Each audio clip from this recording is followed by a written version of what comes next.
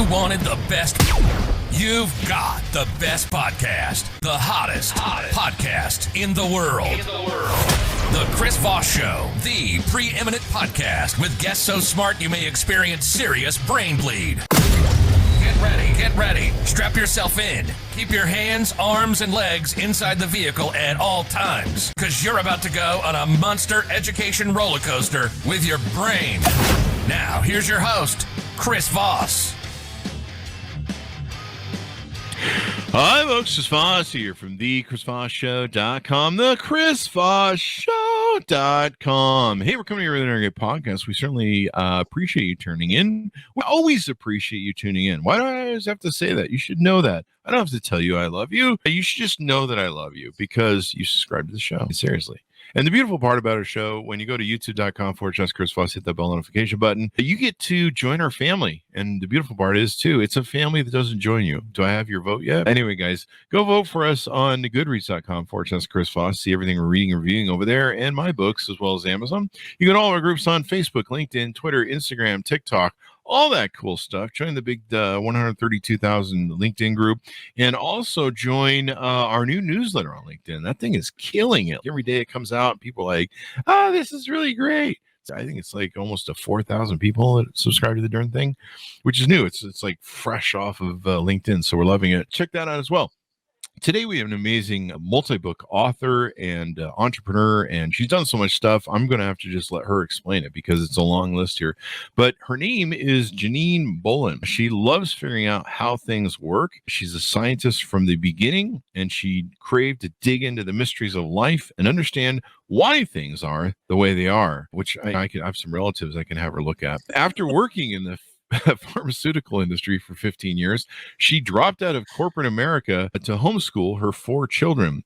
She's always had a side business in her life, probably 4 children or the side business. No, I'm just kidding. That's it. Kind of is, actually. And shares with other business owners and creatives how to manage a well-lived life of children, family, friends, and clients while not suffering from burnout. That's so hard. Her 12 books, I feel burnout just saying that. 15 online courses, still burnout. 4 podcast programs and syndicated radio show all express her desire to share her systems and routines with others. Welcome to the show, Janine. How are you? It is so fun to be here. I finally have a show host I can just goof off and giggle with, and we can play games about, who has the worst family? No, I'm just joking. I'm in Utah, so pretty sure I got you beaten. I don't know. There's always a bottom. Or no bottom. There's always a level 0. There's always a level 0. I don't know. I watched January 6th, so at least no one that was related to is that. Let's talk about you and what you do. Let's get your plugs, your .com, so we can find you on the interwebs. I think one of the best ways that people can get to know me is the free stuff. We always love free stuff. And so if you go onto my author page on Amazon and you type in Janine Bolon, I have 4 or 5 books up there that you can get for free if you're on Kindle. And that's one way to get to know me. Oh, yeah, we've got all kinds. We've got Ditch Your Debt While Banking Bucks, and that's the 60-40 principle. We can talk more about that later. And then we have the Thriving Solopreneur. That's basically how to nurture your business in 4 hours a week so you get more clients. And then we have the wonderful author podcasting, and that's how to be a standout guest and take your book on virtual tour. Chris, I was thinking of you when I wrote that because I know how much fun you have with some of your guests that are not prepared for all that you are. And then the last one, and not to be outdone, is Expressing the Divine. And that's basically how to live that perfect life. Now, it's perfect up here. I'm not saying it's perfect in the way it manifests, but you have that ideal life in your head, and it's how to get it out of your head and manifesting it into your life. So those are some of the freebies that you can get if you go to Amazon, but it's better if you get it from my website, the8gates.com, because then you can sign up for the newsletter and then you get the cool free stuff that I offer through that. Free stuff. 8gates.com. So yeah, this is pretty cool. Yeah, we're really spoiled on the show because we get a lot of high media guests, a lot of people who do TV regularly, and journalists that from all the different New York Times, Wall Street Journal that have been on the show. So we get a little spoiled sometimes, but we get the whole gambit from one end to the other sometimes. And like I said, I just usually sit here like Johnny Carson and I'm just like, good, have at it, man. Just fucking go. But you won't be one of those guests, so that'd be great. No, I want to have fun. I'd like to have a conversation. It's more fun when you get the host involved. I don't Isn't want it to though? sit here and just talk to. I think so, because you have so many experiences that are new and different. And yeah, I've been on TV. Yeah, I've been on radio, but it's a lot more fun when you have a comedy act where you have the straight man and the color person. I love being the color person. You be the straight man, or maybe today you be the straight man. I don't know. We'll just bat it back and forth and see what happens. So what should we feature about you? What should we lead off about you that's you want people to know? Oh, I think the biggest thing is there's so much that's happened to the entire world over the last couple of years. Let's talk about how to make more money with what you enjoy doing. How about we do that? That's Sound good. cool? Yeah. But you don't All want to right. deal with how to make more money with things you hate doing? And I say that way because I know it sounds kind of bonk the head, put Yeah. in the sound mic, but it's really just because so many people focus on, I have to go to work and I have to do this and I have to do that. And one of the things I know is that there are people out there that have hobbies, whether it's video games or you like to make jewelry or you sew fanny packs on the side. I mean, there are so many amazing things that people are doing in this world, and they do it just because of the love of it. Believe it or not, you can make it into a business over a weekend, and you don't have to think negatively about that. There are so many amazingly creative people that as soon as you say you could make money with that, and you immediately watch them just kind of, oh no, I don't want to. It'll take all the fun out of it. And I'm like, you never have to take the fun out of it as long as you sell things and as long as you run your business your way. And that's the crux of the matter, isn't it? Yeah, finding something you love. I wrote about this in my book this year. I didn't ever find anything I loved until recently with COVID, and we changed the structure of the podcast and had more authors on. We moved away from tech news and tech CEOs, and we just opened it to everybody. And finding something you love is really important because there's those dark times when, you're tired, or you're frustrated, or you can't find the answer, you can't get the key or the safe to open with the right combo that you're looking for some sort of innovation or unlocking the next level. You really need that passion of loving something to get through the next step, which is probably why my first 9 marriages didn't work. At least the first 7 or so, probably. That's my divorce attorney. But no, really, being able to love a business, and I told people this in the book, I'm like, don't be like me. I love being the CEO. I love being the guy I love having the weight of it on me of going, you're the guy. There's nobody behind you. It's either you or nobody. And to me, that was like a wonderful, nice Rambo adventure through business. But it's so, when you're not passionate about it, when you don't love it, it's so hard to stick with it. It is. And as you and I both know, the only way you stay in business is through perseverance. And it doesn't have to be hard, but unfortunately, there are so many ways that people make it difficult to run your business. And what I encourage these creatives that I talk to is you don't have to make it hard. You don't have to make it difficult. And I'm currently writing yet another book this February based on that. And so I offer to your listeners that you're welcome to become beta readers. What's a beta reader for authors like me?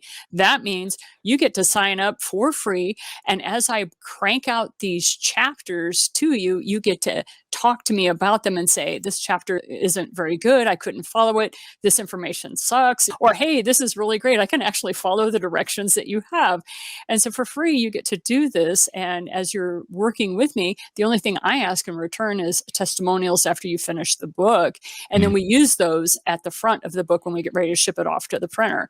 So I'm actually writing now the book that talks about how over a weekend, you can start a business that you love. And what that means is have a vision for what you want to do, what you enjoy doing, and make sure you only do that and make enough money at what you're doing to hire people to do the stuff you don't like. So the very first thing I did was I made sure I made enough money as an author and a coach and blah, blah, blah, had online courses, all that kind of stuff, made sure that I made enough money that I could hire a bookkeeper. That was number one. Then it was the CPA. And then after that came the administrative assistant. And after that came my housekeeper. Okay, there are I wanted to make sure that all that stuff I can't stand to do, guess what? My hobby, which has now become my full-time job, is what's doing it. But I want to go back to something you said about during those dark times when you're not feeling as energetic or whatever. I do something, some people think it's crazy, but I go back and I go downstairs and I sit with my sewing machine and all my fabrics, and I actually sit there and I hand sew pieces of fabric together. Now, true, it's making something, and there's all kinds of different things I make, but I hand stitch everything together because it calms me down. It puts me in that present moment. As whatever your thing is, the problem with escapism, like binge watching Netflix or doing something like that, by vegging out in front of video games or something like that, it really doesn't calm certain areas of your brain down. Whereas if you're doing something physical that's like sewing or something that requires putting models together, whatever happened to putting models together, stuff like that. Yeah, I did too. Aircraft carriers, the Kitty Hawk, that was my favorite one that I put together. But it's like doing that kind of thing, that actually is calming to your central nervous system, whereas watching additional screen-based images are not. And there's all kinds of science based around that. I don't care about a lick about that, even though I am a scientist. I care about how I feel. And I know that if I sit downstairs and I'm having a really bad day, I stomp down the stairs, sit in front, put on some good music, probably some rockin' 80s tunes, and then sit there and hand stitch. It calms me right down. Some people find painting the same way. I don't know about you. What do you do when you need to calm down after a pretty tough day? Whenever tough to murder.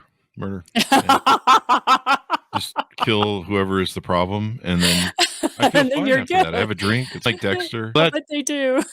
It ended badly, but I won't be hearing from them again. So we're all good. It's square. The digging of the hole, pouring the lye in and stuff. That's the area. The sequence of the shovel, calming. Very rhythmic, very methodical. Plus, you get out of your system. You don't have to, you're not like worried about that person tomorrow. No, don't ever see them again. No, you just have to worry about them finding them tomorrow. Right? That's digging a deep enough That's hole. a whole new set of problems. So, by the way, I do have a friend who's a forensic pathologist, so we can have that conversation later. I was kidding on that part, I think. That's what a friend told me. No, video games usually gets me up. I don't know. I have a really weird thing, like heavy metal. If I go to the gym or heavy metal, Metallica, like for some reason, just getting the anger out, for some reason that releases the anger in me. That murder.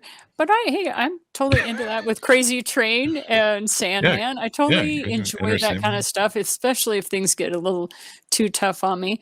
But when it comes to running your business, you're going to have good days and bad days. And the thing is, have systems in place so that when you're having a bad day, you can shut the computer down, walk away from it, and give yourself a break, because nothing is worse than trying to run business when you are feeling like you want to strangle someone. That's true, because you might end up strangling them, and then you got a felony right there. Thank God for Zoom. Thank God for Zoom.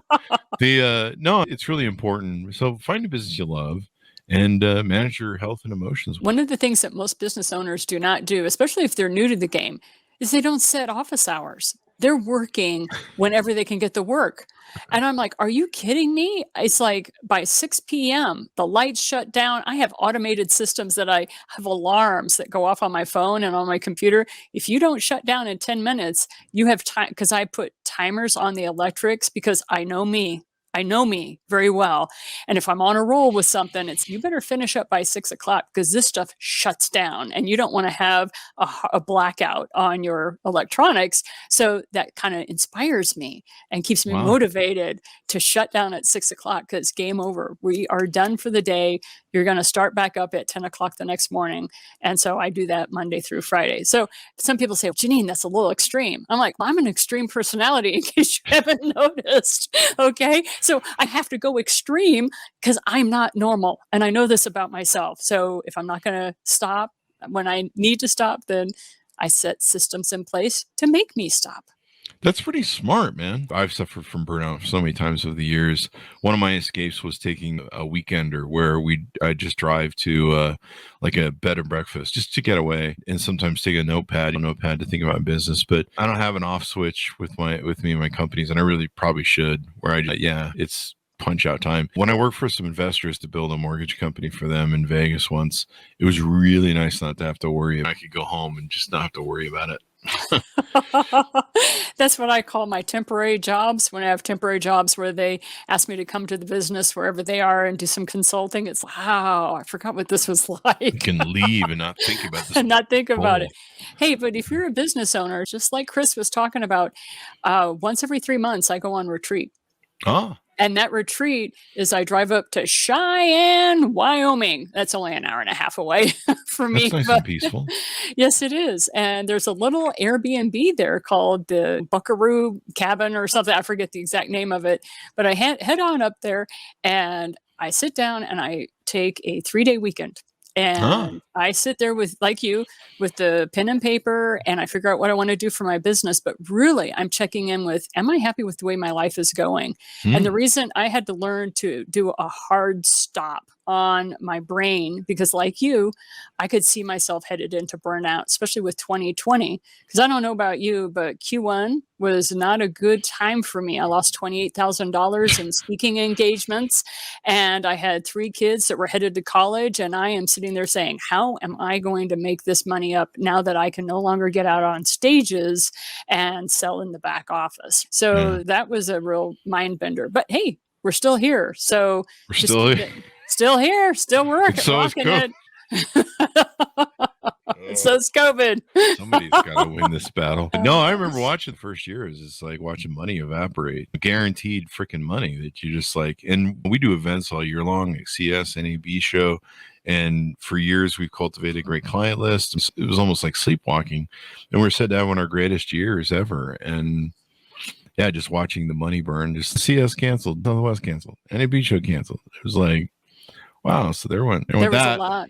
There was a lot. And I did a lot of free work during that period of time because these event planners, they couldn't pay your money back. They had all those deposits that they had to do for these event shows and stuff. And so I was like, guys, let's just take it online. And since everybody's already paid up front, I'll go ahead and do it for free. And what's really cool is by Q4 of that year, those same event planners had done the shifting they had to do, and they had me back and then paid my normal fee. And that worked out just fine. But staring down Q2, that was pretty scary there for a period of time. Yeah, it's like, I thought we were going into a whole other 2008 recession, man. There was times, that I remember those days. That wasn't a good time. But for those business owners out there, or for people who are sitting there working on a book, or you have some sort of creative process, it's very simple. There's only 3 things that you need to do to make your business profitable and be able to set it up so that you know what you're doing. And the first thing is create a minimum viable product. It's called the MVP. Okay. Take a minimum viable product, something that somebody will pay $5, $7, or $9 for, something that's very easy for you to make or create, and get that up onto the internet in some way. The other thing is make sure you have an automated system that will book your calendar. So if people want to talk to you about your product, or if they want to communicate with you, make sure you have an automated scheduling system. Number 2, make sure you have an automatic way for people to pay you, because you do not want to be an administrative assistant chasing down that dollar. So make sure you have a Venmo account or PayPal. I prefer Venmo right now, and Ko-fi, Ko-fi. Those are my 2 favorite platforms for creatives that are just getting started in the biz. And the last thing after the business hours, you have a minimum viable product. Make sure you know how to get on a calendar with people. Make sure that you know how to get paid without people having to talk to you. And number 4, make sure you have those business hours. When I started my very first business, I was working full time, and I only had from 8 a.m. till noon on Saturdays to start my business. And I was able to get a very viable business that I now do full time, but that was the start. So those are some tips for your listeners. That's how you go about getting started with things. Definitely. Yeah.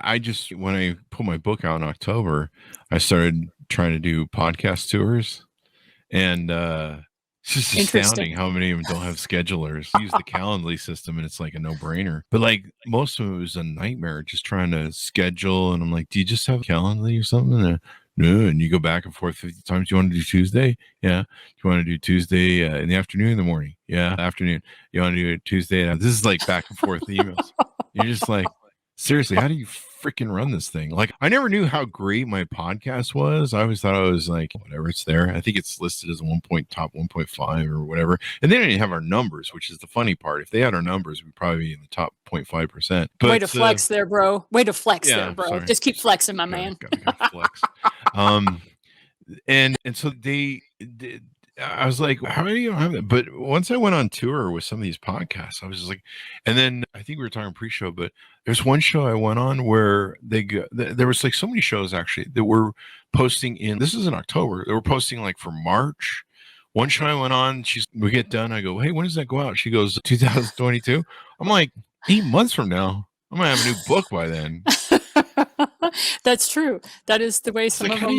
How do you guys run a business this way, or a podcast? Like half the stuff we're going to be talking about is probably going to be irrelevant. People are going to be, what references are they doing?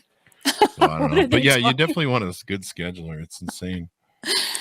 But those are the areas that over and over again, I've run into business owners who don't have separate bank accounts. Like they're running, I know. And they're a C Corp, right? They're commingling funds. That'll work out.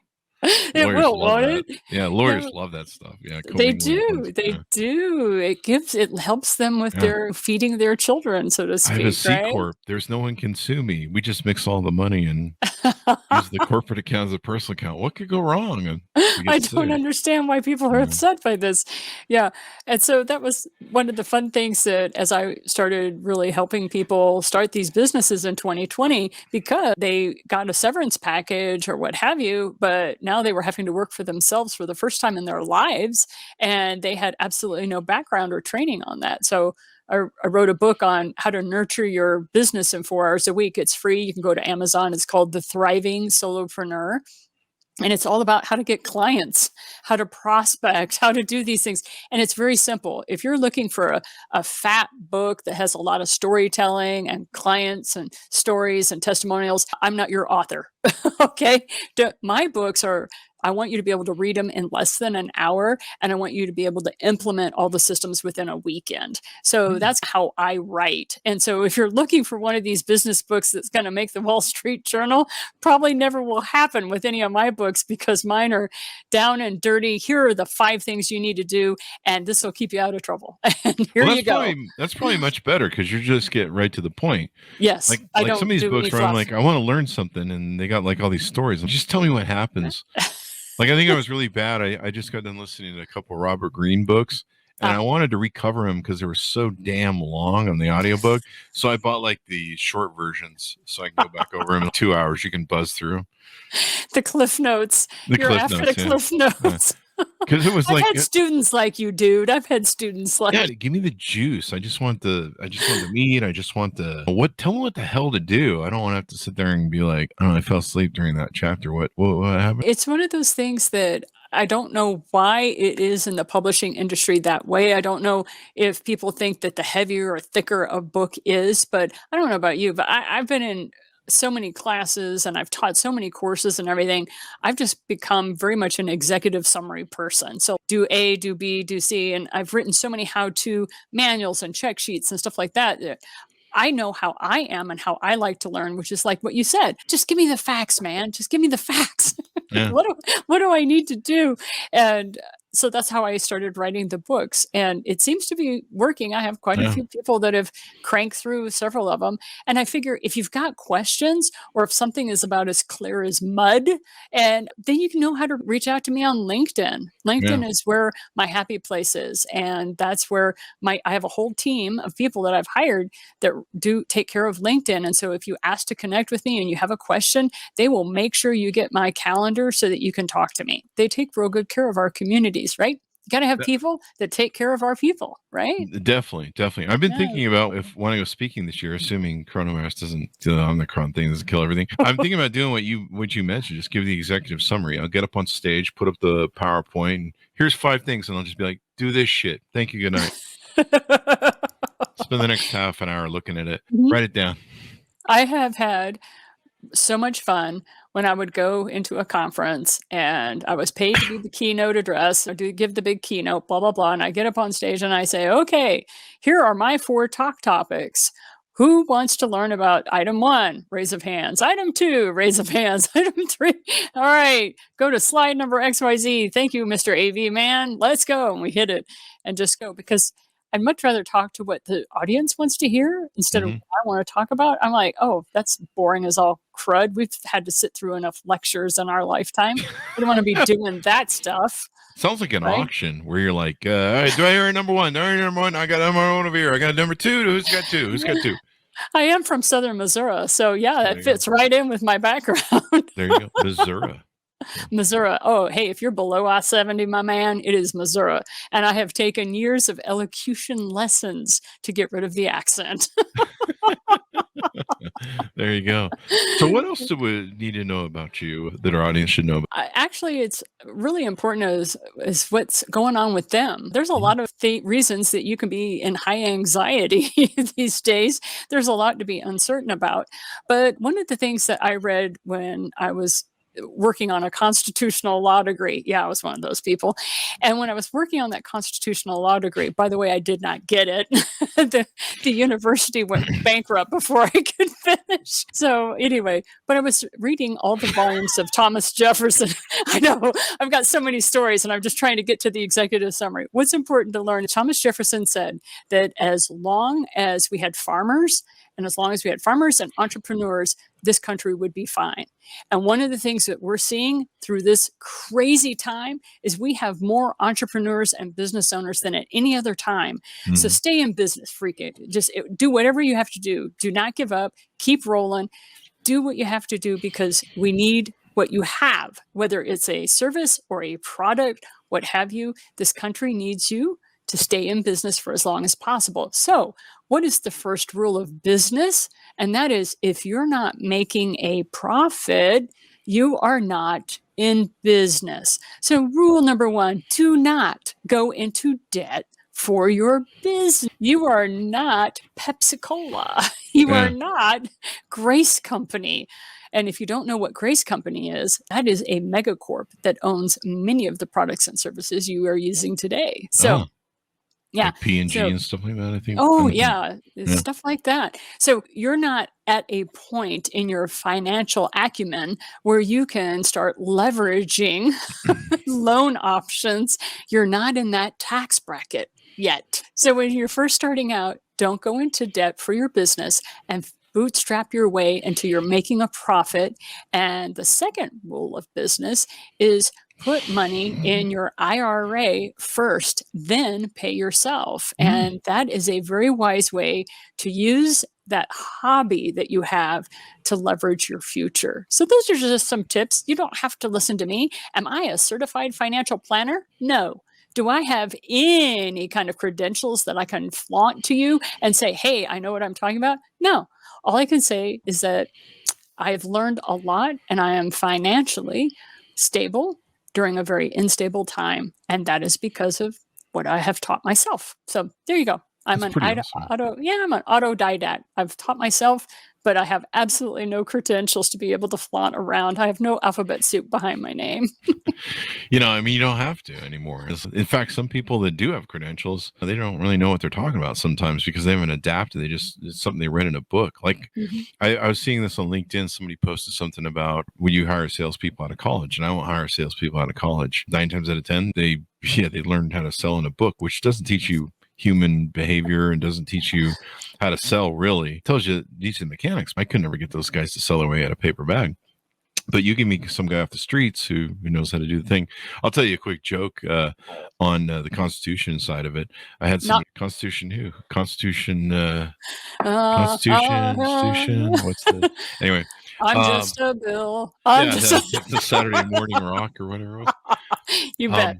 But I had somebody write the other day on my Facebook. They're like, the Bill of Rights is more important than the Constitution. We don't need the Constitution. I'm like, do you understand what? Wait a minute. They're the same document. People don't know. Well, the Bill of Rights is built on the Constitution. Well, it's in the Constitution. It's the Bill of Rights is in it. Yeah, you Okay, can't have the sorry. amendments Have you without read the this. document? It's on display publicly, and it's also on the internet. And I highly recommend that you go read the document. And if you're lucky enough to be part of people that they have documents that are touring the country, not now with COVID, but I was lucky enough to actually see one of the copies, Really? and it's just, oh yeah, there's 24 copies Wow. that tour our country. And one of the things that is something we've been talking about in our Girl Scout and Boy Scout troops has been the I'm not into situation that people don't know how to read cursive. And what do you do with the free people that do not know how to read cursive when their founding documents are in cursive? Yikes. I've seen enough people online to know that they don't know how to read either. Are we really going to talk about the trolls? I think the trolls have had enough airtime, Chris, don't you? Yeah, they have. Yeah, We'll unless move you're on. the troll. Unless you're the troll, go for it, my man. I totally think you should. I've been known to do that. These are great business tips. I remember seeing after COVID the scaling of, and what was really interesting was the opposite of the 2008 recession. In 2008 recession, you saw business licenses just plummet, and with the 2000 COVID thing, you saw these businesses, these new business registration filings just go through the roof, complete. It's like you flipped the graphs.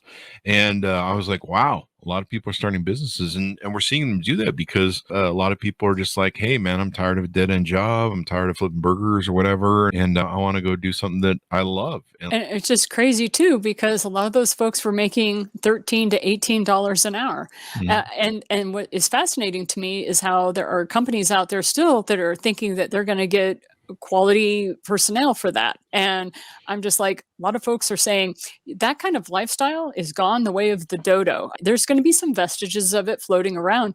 But if you really want to make a economy bounce back, then you might want to start contemplating the fact of how do we make ourselves competitive with the rest of the world and help with that creativity that's brewing. So I know there's a lot of hate that sometimes goes out regarding millennials, especially when I'm talking to people that consider themselves to be boomers.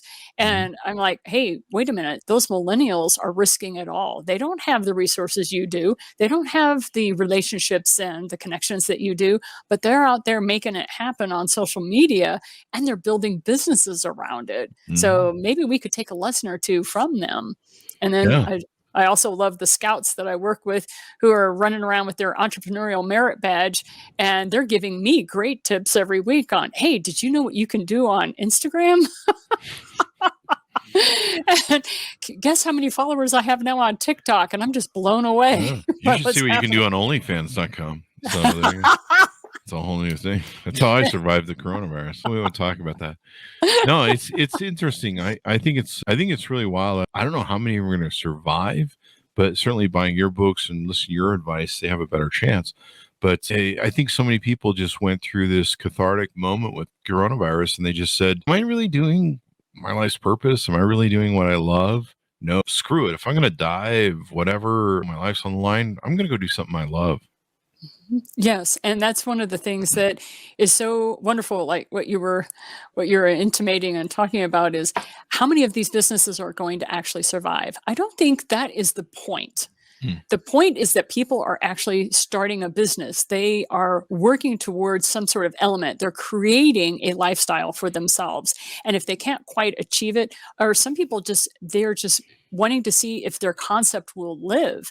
And so how many times have you and I failed epically, fallen flat on my face? Now, I have built and sold 17 businesses. Wow. But I do not talk about the 3, except today. No, I talk about them all the time. The 3 that were epic failures: crash, burn, barely left the wreckage alive businesses. It's like a whole Howard Hughes moment. It's crashing the plane. Totally true. It was awful. And what is fascinating to me, though, is I learned so much from those experiences. So just because a business fails and the person walks away and decides to do something else, that still is valuable, not only to the community, but to them and to our economy. So anyway, people talk a lot about, oh, did your business fail? Were you successful? A lot of times just the creation of the business is what the person needs to do to be able to make the next step in their lives. Mm-hmm. Yeah, it's going to be interesting to see how it turns out. But yeah, I know a lot of VCs got ready at the beginning of 2020 where they're like, this is going to be like 2008. You saw a lot of inventions come out of 2008 crisis. You saw Twitter, Facebook, social media came out of it. You saw all this rise of all this sort of new technology. Podcasts became really huge, blogging, websites, all this sort of stuff. Now there's even talk about Web3 coming out with new stuff, the metaverse and these, what do they call them? The LFTs or whatever, the new, I don't know, the new picture buying thing that people can do. Clearly I'm not hip, but I'm kind of lost on some of the alphabet soup you're throwing my way. NFTs. Okay. Oh, gotcha. NFTs. Okay. So there's a lot of cool things that should come out of this, and a lot of it will probably come out of all these new entrepreneurs, because they're going to be reinnovating stuff and making new stuff and creating, hopefully, maybe I think so, because anytime somebody has time to sit and be creative and they finally are like, oh, I've been waiting my whole life to be able to just take the time to do XYZ. And they get so passionate about it. They spend 17 hours a day creating whatever it is for weeks on end. You can't help but have something epic come out of that, right? We've all seen the different types of video games that have come out of that. It's fantastic, the number of role-playing games. It used to be just Dungeons and Dragons, right? And now look at these people have avatars that run around in these three-dimensional spaces, and it's just holographic. We got the holographic stuff. Oh, it's fabulous stuff. I know some people are looking at me like, oh my God, you are so last century, Janine. Yeah, I may be, but it's not often that somebody like me used to watch Star Trek The Next Generation, and now I'm living it. it's true. You forgive me if I get just a little geeked out by all of that. Yeah, especially the cell phones, and I'm still waiting for the beam me up Scotty thing. I could use Oh, teleportation. I Yeah, know. Yeah, then we teleportation. wouldn't have to worry. The whole carbon footprint thing would be Yeah, great. it's a whole new way to fake your death. It's really great. Mhm. Yeah, You really have that thing about the dead bodies and I don't know. burying It's the a whole theme. identity, don't Sorry, you? it's a comedy callback at this point. It just keeps going right back. But no, it's really interesting we live, and it's going to be interesting to see what a lot of these entrepreneurs do, the new things that they come up with. Because, like you say, there's going to be some that won't survive, but there's going to be some that are going to survive, and they're probably going to be really. And I just think how weird it was when I remember when social media rose, and I was at the forefront of that, and I had to be because it wiped out all of our companies. And yeah, just watching the rise of it and basically a whole new revolution of ways of doing business and making money. And so it'll be interesting to see what comes out of this. I have to say, I am looking forward to it. And one of the things that I would like to share with folks is that don't sit there and try to figure all this stuff out for yourself. All right. Not only, I know a lot of folks are already very familiar with YouTube. You're listening to the show here on this and on other platforms. But not only is YouTube one of those fabulous places where pretty much everything you need an answer to is there, but if you truly get stuck in your business and you want to talk to a human being who's been through 17 different businesses, please go to my company, The 8 Gates. It's THE 8, the number 8, Gates, GATES.com/lightning. I hope you can spell lightning. And if you type that in /lightning, you can get 30 minutes with me. We will talk about one problem that you have. And if I can't answer it, oh, by the way, I charge you $75 too, just to let you know. But if I can't answer it, I have somebody in my network that can. I give them the $75 and they help you. And so that is something that we can do for you. And thank you for that plug very much, Chris. I appreciate that. But I just want to let these business owners know. It's all about the plugs. Yeah, it's all about the plugs. But I also want to help people. Don't make my mistakes. Make different ones. That's what I'm always saying to my children and to my students. Don't make my mistakes. Make different ones. Yeah, make different ones. Don't make mine. What is some other advice you have for business owners, or some of the other things that you've touched on with your? Okay, let's talk about how you get clients. Let's talk about relationship marketing. That seems to be the big brouhaha, big biz that's going on. It's all about relationship marketing. And one of the things I'd like to share with you is, if you don't have me as a friend on on LinkedIn, go to LinkedIn, ask to connect with me, and then don't respond, but watch the messaging. that my team does as you connect with me on LinkedIn, and you will see what relationship marketing is about. The very first message is, hey, thank you so much for connecting with me here on LinkedIn. I would love to get to know you better. How did you find me? Was it through my books? Was it through my course? Blah, blah, blah. If you would like to see more, and then I have a link there to my podcast program. Actually, I have 4, but I have a specific one for business. And so that's there. And then 2 weeks later, they'll say, hey, thanks so much for connecting with you. What was interesting to you? Blah, blah, blah. If you want to book a free call with me, schedule a link. At no time do I ever sell.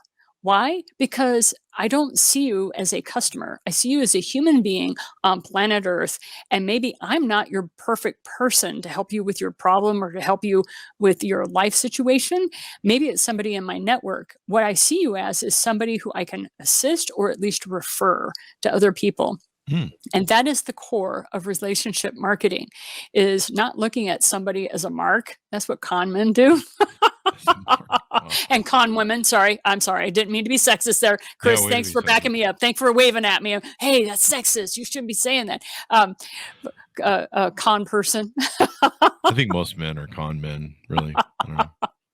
I don't think that way. Sorry. I have seen too many amazing heroes in my life. I have too many good men. Look at you. You let me come on your show. There's good men and the bad men. You know, I think I don't know. Do you really want to go into the shadow soul and all that kind of stuff? You want to start talking about that? Okay. We'll save that for a psychology show. But no, I like how you approach that with LinkedIn, because I get these people on LinkedIn that make me mental. I think they make everyone mental, because I see a lot of people on Facebook complaining about it, but they just go right for the land grab. They just write you and be like, hey, do you want to spend money and do a 15-minute call with me? And you're like, I don't know who you are, dude. Like, I don't know what, 15-minute call. What is this, like Chris Hansen or something? What's going on? What's with that? Like I don't even do that for the people who are my clients. I know. Right? It's like really weird. There's no warm up. There's no qualification too. That's the other thing I hate. They'll call you up and be like, hey, can we do a 15-minute call about steel production that you can do locally? And I'm like, sorry, not steel production. I'm not even based in Pittsburgh. What are you talking about? Yeah. What the hell? Like, it's just insane, man. But I like that approach you're using on LinkedIn. It's relationship marketing, which is you go after the relationship, you go after learning more about the person. And like you said, qualifying, all that kind of stuff. But my goal, if you're really going to buy into this whole, you can make the world a better place one person at a time. If you're really going to buy into that philosophy, which I do, can't help it. I'm a scout. I bleed green, but I want to make the world a better place one person at a time. I think that's an alien thing. It is. Thank you for noticing. I was hoping. Sorry to interrupt you.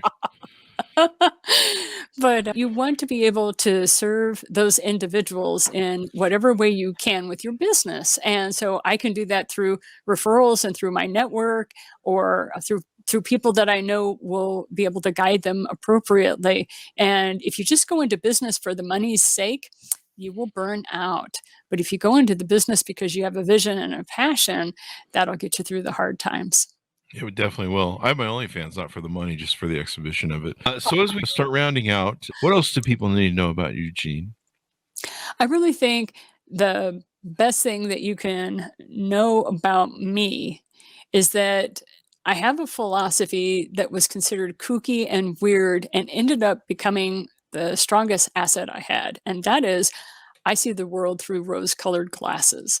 You know what? My world is pretty great. And yes, there are a lot of things that have happened to me. And I know that every person that comes into my world doesn't look like what they've been through. And I can think that is true of all of us. And one of the coolest things that I heard was from the Dalai Lama, who said, be kind to everyone because everyone is fighting a battle. And of course, it's that internal battle. Some of us have super high anxiety. And so just showing up and being on a podcast is all they can do that day. For those of you who that's the hand that you've been dealt, thank you for showing up every day. For those of you that have physical challenges and it's all that you can do to get out of bed in the morning and make breakfast for your family, thank you for getting out of bed. And for those of you who are bedridden, thank you for listening and giving hope to people, because you may be bedridden, but you're sitting there making a business on social media just by letting people know where you see the beauty in the world. So there really are no more excuses anymore. You can run a business, you can make money, in no matter what your life situation is. It just depends on what your focus is. So, yep, I am annoying. That is my job. If you're not feeling good and you run into me, I am the most annoying person because I see the world through my rose-colored glasses. And nothing is more annoying if you're depressed than having somebody happy standing beside you. So Yeah. I guess that's the best thing I can say to your people. Awesome. I do it through rose wine colored glasses. I'm not only happy, I'm drunk too. So Right. And doing very well. I Thank you can't very feel much. anything. No, Hey, you're not slurring your words. You're doing great. not yet. I mean, I'm still on the first glass. Janine, it's been wonderful to have you on. Give us a roundabout of all the wonderful things you do and the plugs and everything else. Hi, thank you so much. And all I can say is that the best way to get a hold of me is through LinkedIn. Just go to Janine Bolon and you can take a look at what I do for debt-free living. If you're stuck in debt, we can help you with that. And you've got so many books, 12 books, right? Yeah, just 12 12. books. I'm working on Author, number 12. podcasting, expressing the divine, the thriving solopreneur, cash, cars, and college. That's for young people. That's for people ages 11 through 18. Yeah, that's how they get that financial training. Cash, cars, and college, ditching debt, the grocery store.